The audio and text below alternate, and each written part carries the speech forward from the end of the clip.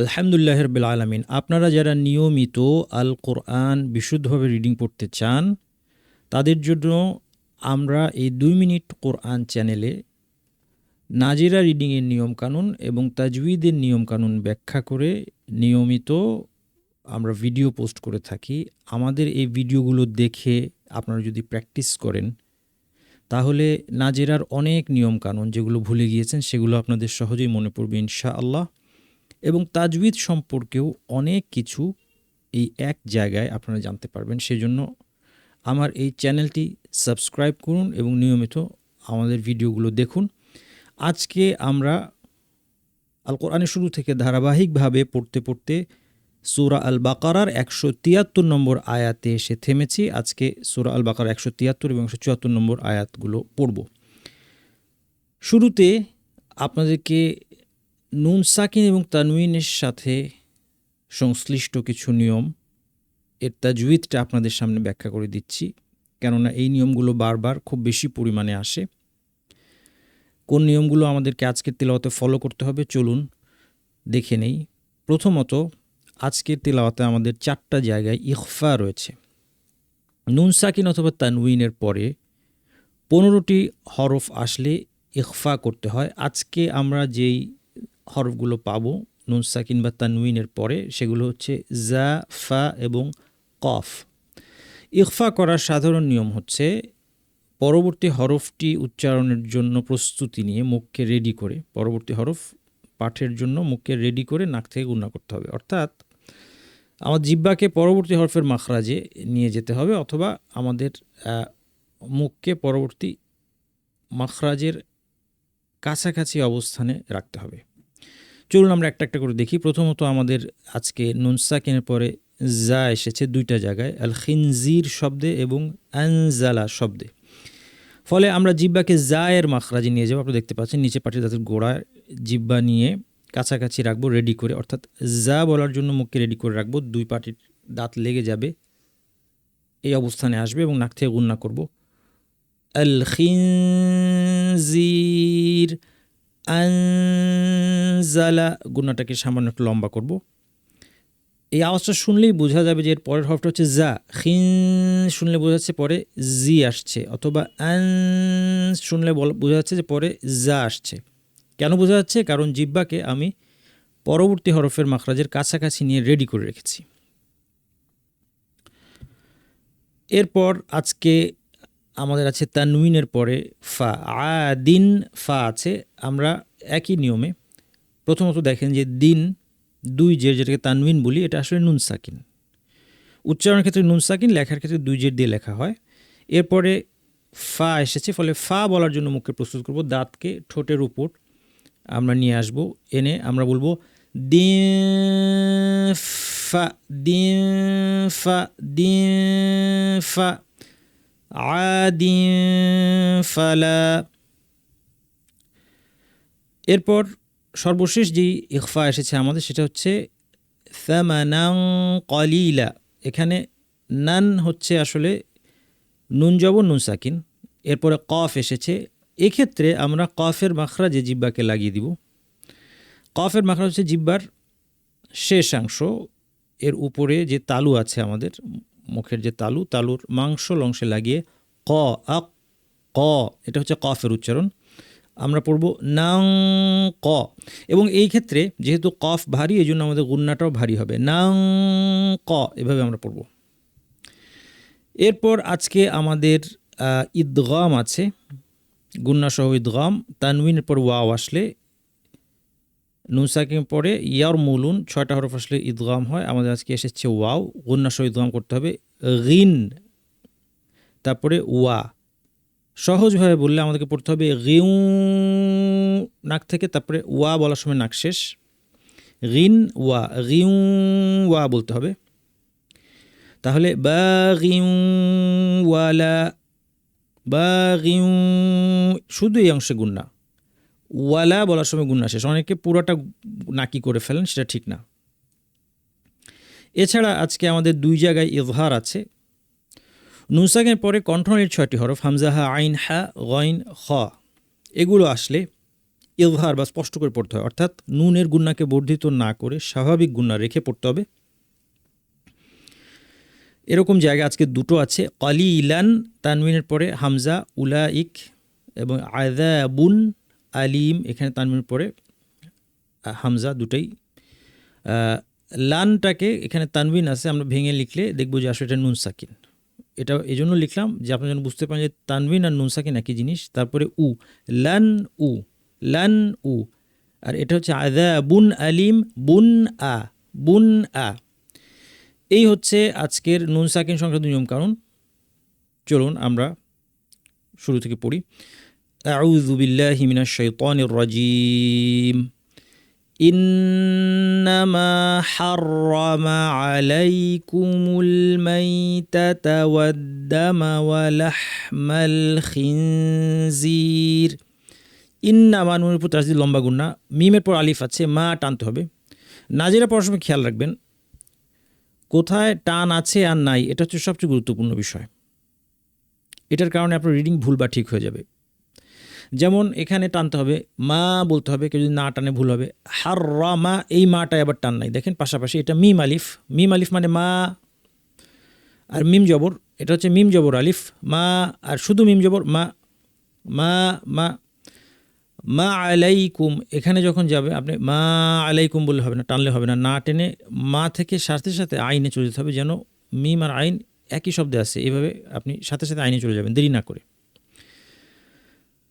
নুনের উপর তাসদিদ লম্বা গুন্না, ইন্নামা হাররামা আলাইকুমুল মাইতাতা ওয়া, এখানে দেখেন এই তা ওয়া, এই শব্দের শেষে তা আছে, পরের শব্দের শুরুতে ওয়া আছে, মাঝখানে কোনো টান নাই, খেয়াল করতে হবে।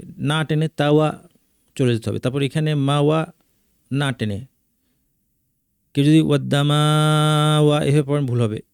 অনেকে পরের অক্ষরটা পড়তে গিয়ে দেরি করেন, দেরি করা যাবে না। মা যখন পড়া শেষ চোখ সামনে চলে যাবে, মা ওয়া। তারপরে এই মিম সহজ, এটা গিয়ে লামকে ধরবে মাল। তারপরে এখানে রি আছে, রি ওয়া, রি বলে ওয়াতে চলে যাবে, দেরি করা যাবে না, তাহলে না যাওয়া ঠিক হবে। ইন্নামা হাররামা আলাইকুমুল মাইতাতা ওয়াদ-দামা ওয়া লাহমাল খিনজিরি ওয়া মা উহিল্লা বিহ, মা টানতে হবে আলিফ, এবং এরপরে হামজা আছে ভিন্ন শব্দ মুনফাসিল, দুই আলিফ। ওয়ামা উহিল্লা বিহি, হায়ের নিচে খারাজের টানতে হবে। উহিল্লা, লায়ের পর কোনো টান নাই, উহিল্লা বিহি এখানে টানতে হবে খারাজের। অনেক অনেক মুসাফে এটা ছোট ইয়া দিয়ে লেখা থাকে, একই জিনিস, এক আলিফ টানতে হবে। উহিল্লা বিহি লিগাইরিল্লাহ, এখানে থেমে গেলাম। আল্লাহের লামটা পাতলা, কারণ আগে জের আছে। ফামানি তুর,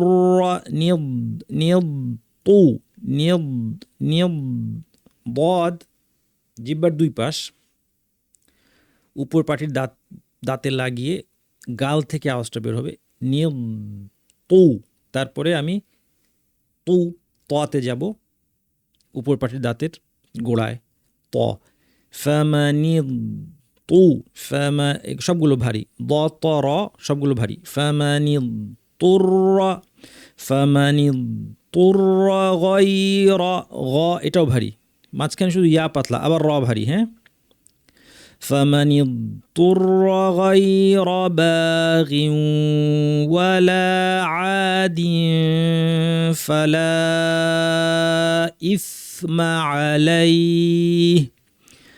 আজকে এই সা হরফের প্রতি আমাদের দৃষ্টি আকর্ষণ করবো, কারণ এই হরফটা অন্যতম কঠিন হরফ আমাদের বাংলা ভাষাভাষীদের জন্য। এই মাখরাজটাই কঠিন মাখরাজ। দেখেন মাখরাজটা খেয়াল করেন, জিহ্বার শীর্ষ থেকে একটু ভেতরের অংশ, এটাকে তারাফুল লিসান বলা হয়, এটা উপর পাটি দাঁতের শীর্ষে লাগানো হচ্ছে। এই পজিশনটা আমাদেরকে প্র্যাকটিস করতে হবে। দাল এবং সা এবং ল, এই তিনটা হরফ এই জায়গা থেকে, কিন্তু লটা ভারী, জিহ্বার পেছনটা উঠে যায়, আওয়াজটা উপর ঠেলা হয়। আর দাল আর সা পাতলা, এই যে শেপটা আপনারা দেখতে পাচ্ছেন, এটা দাল এবং সা উভয়টির জন্য প্রযোজ্য হবে এই জিহ্বার শেপটা। পার্থক্য কি? সা বলার সময় বাতাস বের হয়ে যাচ্ছে, জাল বলার সময় বাতাসকে ধরে রাখছি। বাতাসকে ধরে রেখেছি। আস বলার সময় আমাদের বাতাস ছেড়ে দিলাম। তাহলে এটা প্র্যাকটিস করবেন। আস যাদের হয় না রোজ প্র্যাকটিস করবেন, আস্তে আস্তে ঠিক হয়ে যাবে। আল্লা আসা আল্লা আসা, এটা যদি বলেন শুধু এটুক প্রতিদিন, কিছুদিন পর দেখবেন ঠিক হয়ে গেছে। ফালা ইসমা আলাইহ, আলাইহ হাকে স্পষ্ট করে হা সাকিন দিয়ে থামতে হবে, কারণ যখন আমরা থামি সেখানে আমরা যদি দুই জবর দুই জের যদি দুই জবর থাকে তাহলে এক আলিফ টেনে থামি, যদি গোলতা থাকে সেটাকে হা পড়ে থামি, আর এছাড়া বাকি সব কিছু সুকুন দিয়ে থামি। এই জন্য আলাই বলে এখানে থামবো সুকুন দিয়ে হাতে স্পষ্ট করে। এবং এই টানটাকে আমরা চাইলে 1 2 3 আলিফ করতে পারি। এটা মাদ্দে লিন বলা হয় এটাকে, মাদ্দে লিন, অর্থাৎ ইয়া সাকিন পূর্বে জবর, এটা হচ্ছে লিনের ইয়া, এরপরে সুকুন দিয়ে থামলে এই ইয়াটাকে বর্ধিত করা যায় 1 2 বা 3 আলিফ, এটার নাম হচ্ছে মাদ্দে লিন। আলাই আমরা 2 আলিফ টানলাম। ইন্নাল্লাহা নাল্লাহা, নাল্লাহা বলা নুনের প্রতি তাজদিদ লম্বা গুণা, এরপরে নাল নুন পাতলা, লাম আল্লাহের লাম ভারী, কারণ আগে জবর আছে, দুইটা যেন ভারী না হয়, নল্লাহা যেন হয়, নল্লাহা না নাল্লাহা। ইন্নাল্লাহা গফুরুর রহিম, গফুরুর রহিম। সায়ের কথা বলছিলাম, ইসমা আরেকটা সা আছে এখানে, সামানা বিহি সামানা, সুন্দর করে সা সা সা, প্রচুর আওয়াজ বাতাস, বিহি সামানা। আচ্ছা, গফুরুর রহিম, গ ভারী, গ আগ, ফু ফাতে ফ্যাস ফ্যাসে আওয়াজ হবে, বাতাস আওয়াজ, অরু ভারী, অরু, গফু অরু, অরুর রহিম, দুইটা র, হিম ইয়া মিম, আমরা দুই আলিফ টেনে থামবো। ইন্না লম্বা গুণা, ইন্নাল্লাযীনা ইয়াক বলার সময় কাফে একটু বাতাস বের হবে, ইয়াকতুমুনা মা আনজালাল্লাহু মিনাল কিতাবি ওয়া বিওয়া টান নাই, ওয়ায়াশতারু অরু ভারী, ওয়ায়াশতারুনা শিনে একটু সময় দিতে হবে, বাতাস স্পষ্ট আওয়াজ বাতাস শিন জিহ্বা মাঝখান থেকে। ওয়ায়াশতারুনা বিহি টান আছে, বিহি হায় নিজের, ওয়ায়াশতারুনা বিহি সামানান কলিলান উলাইকা, এখানে লম্বা করে টানতে হবে, 1 আলিফ পর হামজা, একই শব্দে মাদ মুত্তাসিল 2 আলিফ, উলাইকা মা ইয়াকুলু, ইয়া বলার সময় হামজার আওয়াজ সম্পূর্ণ বন্ধ হয়ে যাবে, ইয়া অনেকে ভুল করেন ইয়া এরকম, এটা ভুল, অথবা অনেকে কলকলার মতো করে ফেলেন, ইয়া এটাও ভুল, নড়বে না। ইয়া কুলুনা ফি বুতুনিহিম, বু পাতলা তু ভারী, বুতুনিহিম ইল্লান্নার, নুন ফিলাজি লম্বা গুন্না, থেমে যেতে পারেন। থেমে গেলে এখানে যেহেতু মাদ্দের পরে সুকুন দিয়ে থামলাম, অস্থায়ী সুকুন 1 2 3 আলিফ, মাদ্দে আরিদ হতে পারে থেমে গেলে, ইল্লান্নার না থামলে 1 আলিফ, 1 আলিফের বেশি না, না থামলে, ইল্লান্নার ওয়ালা ইউকাল্লিমুহুমুল্লাহু ইয়াউমাল কিয়ামাতি ওয়ালা ইউযাক্কিহিম ওয়ালাহুম আযাবুন আলীম। ওয়ালা ইউকাল্লিমুহুমুল্লাহু, লামটা ভারী হবে, কারণ আল্লাহ শব্দের লাম আগে পেশ আছে, আগে জবর পেশ থাকলে ভারী, জের থাকলে পাতলা হয়। ইয়াউমাল কি ভারী, কিয়া ইয়ার উপর ছোট্ট আলিফ খেয়াল করে টানতে হবে, ইয়াউমাল কিয়ামাতি, ওয়া টান নাই কোনো, ওয়ালা ইউযাক্কিহিম ওয়ালাহুম আযাল খেয়াল করতে হবে, সায়ের মাখরাজ থেকে একই জায়গাটাকে দেখিয়েছি আমরা, ওয়ালাহুম আযাবুন আলীম। আরেকবার আমরা পড়াটা পড়বো ইনশাল্লাহ, একটু ফাস্ট পড়ার চেষ্টা করবো এবার। ইন্নামা হাররামা আলাইকুমুল মাইতাতা ওয়াদ-দামা ওয়া লাহমাল খিনজিরি ওয়া মা উহিল্লা বিহি লিগাইরিল্লাহ فمن اضطر غير باغ ولا عاد فلا إثم عليه إن الله غفور رحيم إن الذين يكتمون ما أنزل الله من الكتاب ويشترون به ثمنا قليلا أولئك ما يأكلون في بطونهم إلا النار أولئك ما يأكلون في بطونهم إلا النار ولا يكلمهم الله يوم القيامة ولا يزكيهم ولهم عذاب أليم। যেভাবে তেলাওয়াত করলে আল্লাহ সুবহানাহু ওয়া তাআলা আমাদের উপর সন্তুষ্ট হন, তিনি যেন আমাদেরকে সেভাবে তেলাওয়াত করার তৌফিক দান করেন। ওয়া সাল্লাল্লাহু ওয়া সাল্লাম আলা নবিয়িনা মুহাম্মদ ওয়া আলা আলিহি ওয়া সাহবিহি আজমাইন।